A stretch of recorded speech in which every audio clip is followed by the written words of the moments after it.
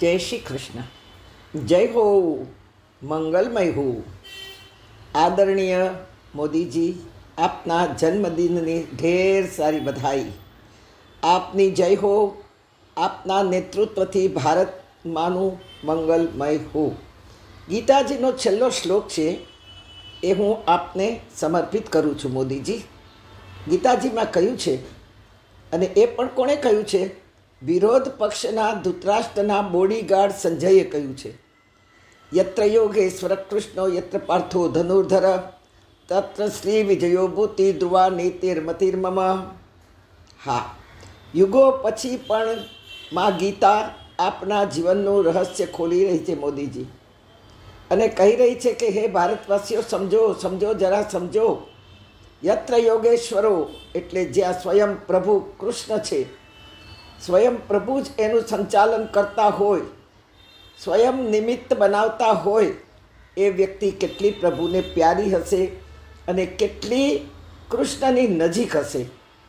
હે પાર્થ, અર્જુનનો સ્વીકાર કર્યો તેમ પ્રભુએ ભારતના આંસુ લૂછવા, ઉન્નતિના પંથે લઈ જવા પાર્થ નરેન્દ્ર મોદીજીનો સ્વીકાર કર્યો. વિરોધ પક્ષે હજારો છે, પણ મોદીજીના પક્ષે 140 કરોડ રાષ્ટ્રવાદી યોદ્ધાઓ છે.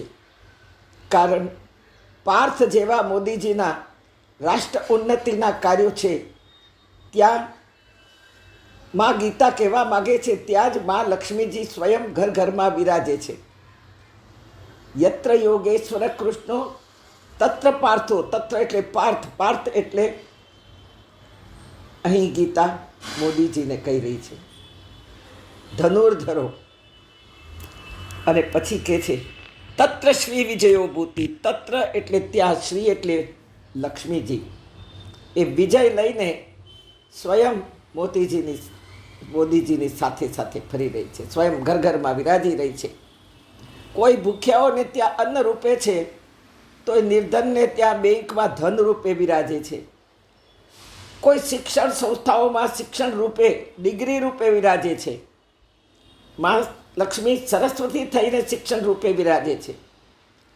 તો ઘરમાં યુવાન બહેનો બેઠી રહેતી હોય, જે ભણી ગણી ના હોય, એ માટે ગ્રહ ઉદ્યોગ રૂપે કાર્યરત છે. ખેડૂતોના ખેતરોમાં ધાન રૂપે લહેરી રહી છે. સનાતન ધર્મ રૂપે લક્ષ્મીજી રૂમઝુમ આવી રહી છે. હા, અને સનાતન ધર્મ રૂપે એ નાના મોટા બધા મંદિરોમાં બિરાજી રહી છે. પ્રત્યેક દેવો હર મહિને ભારતની વિઝિટે આવી રહ્યા છે. તેમના સ્વાગતમાં ભારતના ભાવિક શ્રોતાઓ, ભક્તો ઉત્સવો ઉજવી રહ્યા છે. જુઓ, આટલી ભીડ ક્યારેય કૃષ્ણ જન્મ ઉપર હતી? આટલી ભીડ, આટલો માનવ મહેરામણ ક્યારેય ગણપતિના દિવસોમાં જોવા મળતો હતો? નવરાત્રમાં જોવા મળતો હતો? હા, તેથી આ બધા જ દેવો બહુ જ ખુશ છે. અને તેથી દેવોના આવાસો મોદીજીએ, મંદિરો, દેવળોનું નૂતનીકરણ કરાવી દીધું છે. દેવી દેવતાઓ પણ મોદીજી આપની સાથે છે. ભારતના વિકાસમાં આપને સહકાર આપી રહ્યા છે. ભારતના ખૂણે ખૂણે નલમાંથી જલ વહેતું થયું છે. બેંકોમાં ધન એકઠું થઈ રહ્યું છે ગરીબોનું. વીજળી પહોંચી રહી છે ભારતના ખૂણે ખૂણે. ભારતની ચારેય બાજુ દુશ્મન દેશો છે મોદીજી.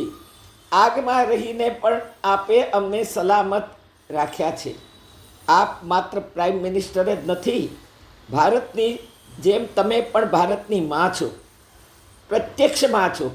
ભારત માતા ભલે અદૃશ્ય હોય, એની અમે અનુભૂતિ કરીએ છીએ, પણ આપ પ્રત્યક્ષ છો, તેથી આપનો અનુભવ અમને થયા કરે છે. મોદીજી, અમે આપને શું દઈએ?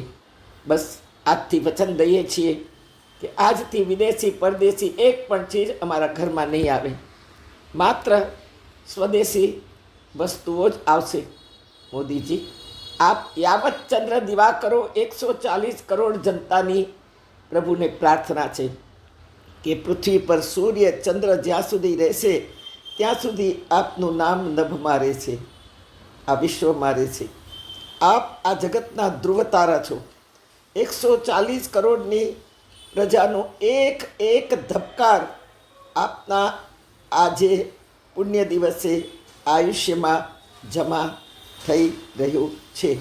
દિલથી દુઆ છે. કાલે ઓર બી કંઈક આપણે નવીન વાતો સાંભળવા મળશે કે કૃષ્ણની દ્રષ્ટિએ મોદીજી કોણ છે.